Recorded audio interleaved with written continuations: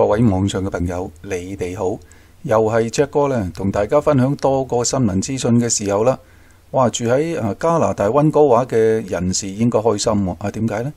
因為溫哥華嘅租金咧連降16個月，跌至去到咧3個月以嚟啦最低嘅平均嗰個數字喎。即使係平均大概係2820蚊加幣，哇，都仲係好貴，係啊，即係租都唔平嚇。咁儘管溫哥華咧仍然都係全個加拿大咧平均租金係最昂貴嘅城市之一，但係數據就顯示啦，溫哥華咧平均嘅租金已經連續16個月之下咧有調整噶啦。咁租戶啦即係尋找居所嘅即係嗰個現象咧，亦顯得活躍咗。喂，講啫，呢啲調查啫，成2800蚊平均點租啊？你一般打工仔都係得個購埋稅大概5-6千蚊攞翻屋企，當係一個好嘅咯。做一啲譬如好嘅工作5-6千購埋稅，咁即使你8000蚊加幣即係當一個月咁購埋稅咪5-6千咯。哇！你睇下，喂，冇咗一橛3000蚊仲要租嘅地方唔好大啫即係唔容易加拿大稅重咁Rentalstock.ca 呢就提供咗啦每個月嘅住戶嘅租金嘅數據顯示，2025年嘅3月呢同埋2024年嘅3月相比啦，加拿大嘅溫哥華嘅租金下降咗6.3%，而且呢已經係連續第16個月下跌啦，亦都係呢35個月以嚟呢最低咯。咁平均都要2821蚊加幣。咁溫哥華市啦，即係市中心啦，一個房嘅單位呢平均嘅租金哇差唔多成2500至到3000蚊不等。咁相比北溫呢即係對岸嗰條橋過去嗰度啦，2600至到3200嗰頭哇，喂，都仲咁鬼貴嘅大佬。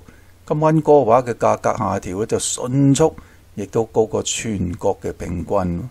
咁全個加拿大呢就平均租金啦，喺過去1年嚟呢淨下跌咗2.8% 啫。哇，咁都好陰功啊！亦都有報告顯示，加拿大呢全國嘅平均租金呢就仍然比5年前呢，即是2020年嘅3月嗰陣時呢高出17.8%。當時呢真係有新冠爆發嘅初期嘅。講真租金全世界都貴唔係平喎。中國香港嘅股票呢倒升超過100點收市喎。咁有分析就預料啦，後市呢就關注呢個寬鬆貨幣政策呢究竟幾時推出呢？咁香港嘅即係股票呢就先低後高嘅。咁恒生嘅指數就跌超過差唔多800點之後啦，咁最終呢就倒升超過100點收市。咁跟隨住啦，中國內地嘅股市即係升跟住話正咁有分析就認為咧，單日嘅轉勢呢係受到國家隊嘅資金嘅支持喎。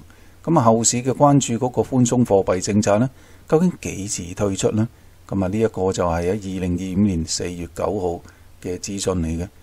咁真係犀利喎。咁美國都犀利啦因為嗰個特朗普交埋嗰啲咩關稅咩平等關稅，佢自己嗰度都跌到黐筋啲股票當時真係都大鑊飯美國總統特朗普嘅政府嗰個政策呢，就引發全球嗰個市場嘅暴跌之際即係咩暴跌？咪就股票市場咯。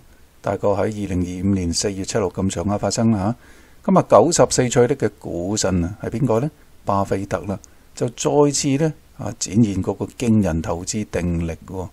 咁最新嘅數據就顯示啦，直至到美國時間4月7號2025年收盤嗰陣時呢，巴菲特呢就執掌嘅嗰個叫做 BRA.A 一或 US 呢嗰個咁嘅股價呢，喺今年累積上漲咗大概係6%啦，好過冇咁推動呢一位投資大師呢嘅淨資產達到1540億美元喎。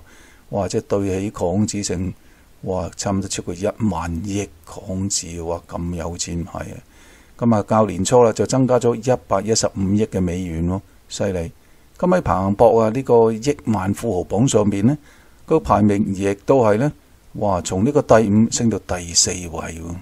咁考慮到啦，自呢個特朗普宣布大規模呢嘅關稅以來啦，出現嘅巨大財富嘅損失尤其就喺美國嘅嗰個科技咧嘅億萬富翁入邊咧，呢個就表現咗令人即係眼睛一亮啦嚇。咁今年咧嘅前3個月啦，美國嘅科技界嗰個億萬富翁咧，嗰啲咁嘅身家咧就蒸發咗超過差唔多成4000億美元嘅財富，哇！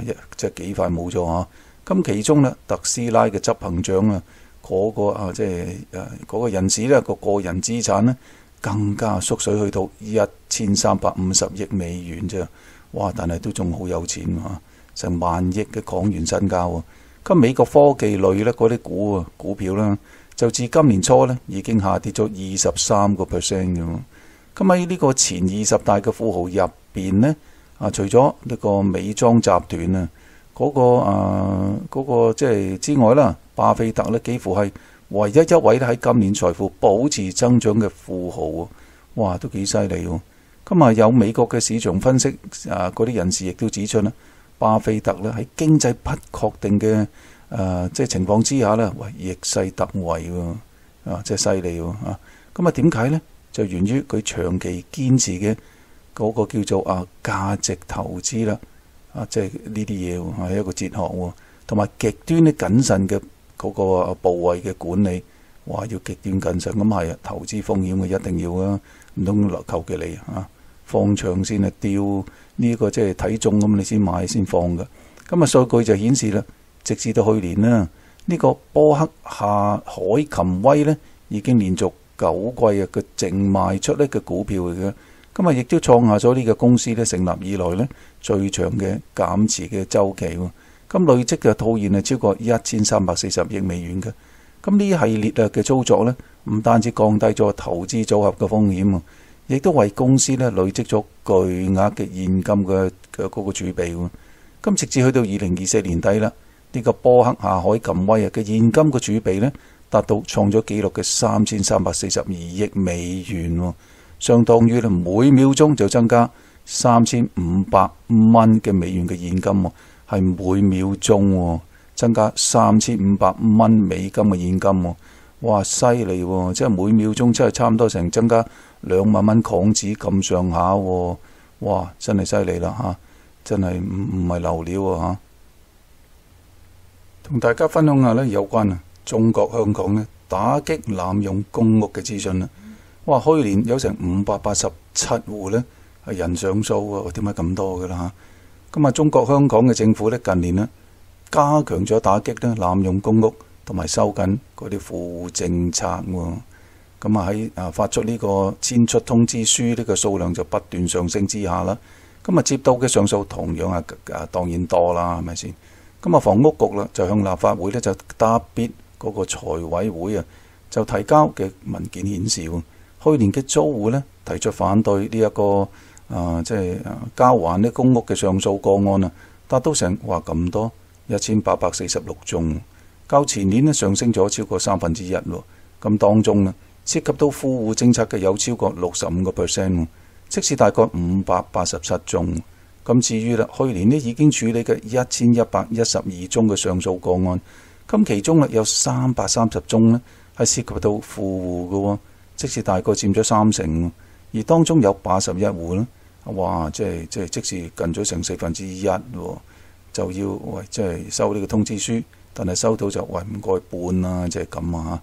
咁而家即係你公屋嗰啲租戶若果被發現濫用公屋或者違反租約嘅話，係會收到房委會發出嘅遷出通知書。咁租戶亦都可以喺呢個遷出通知書發出之後嘅15天內向呢個上訴委員會提出上訴嘅。咁房屋局嘅文件就顯示，委員會處理呢個上訴個案係有上升嘅趨勢嘅。喺呢個2022年有成1054宗，咁2023年就升至到1378宗嘅。咁去年進一步增加去到1846宗，哇，年年有增嚇。咁按呢個個案類別就分類啦，其他類別嘅上訴個案哇，就有包括富戶政策啦、離婚啦、扣分制同埋儲存違禁嗰啲藥物等等嘅。咁數目亦都顯著增加緊嘅。就由呢個2022年2023年分別就有182宗同埋118宗，哇，都升咗差唔多成倍喎。咁啊，至於去年呢，哇，仲要大幅飆升到去到902宗喎，哇，幾倍添，仲勁。咁啊，房屋局呢就話啦，當中超過65%呢，哇，即是大概係587宗係涉及富戶政策嘅喎嚇。根據咧當局嘅數字咧，上訴委員會咧喺去年啊處理咗共埋330宗啊涉及到富戶嘅上訴嘅，佔話已經係處理嗰個總數接近30%。咁其中咧249戶咧就收到呢個遷出嗰個通知書咧，就獲得確認咗啦，需要遷出嘅喎。咁啊成功咧就獲得取消嘅就有71宗嘅。咁另外有10宗就收到咧遷出通知書嗰個叫做修訂即是上訴嗰個審查小組經過考慮之後啦，就設定一啲呢嘅條件就俾上訴嘅租戶咧即係整翻改一改嗰啲正規嘅嗰啲違規嘅情況等等。咁如果租戶咧喺呢個指定期間之內啦，係符合呢個咁所設嘅條件，呢個遷出通知書咧就會自動失效啊。咁好啊！有啲叫做情況可以唔使走哦，咁係你要改善啦嚇。但係富戶邊度改善咧？有錢就有錢，超標咗就大部分都要搬啦，係嘛？咁睇下上訴係如何啦嚇，都係咁嚇。公平社會冇理由係唔合資格嘅霸咗間公屋噶嘛。啱啱聽先好啦，Jack就同大家分享到而家為止啦。下次再同大家分享其他資訊，係咁先，拜拜。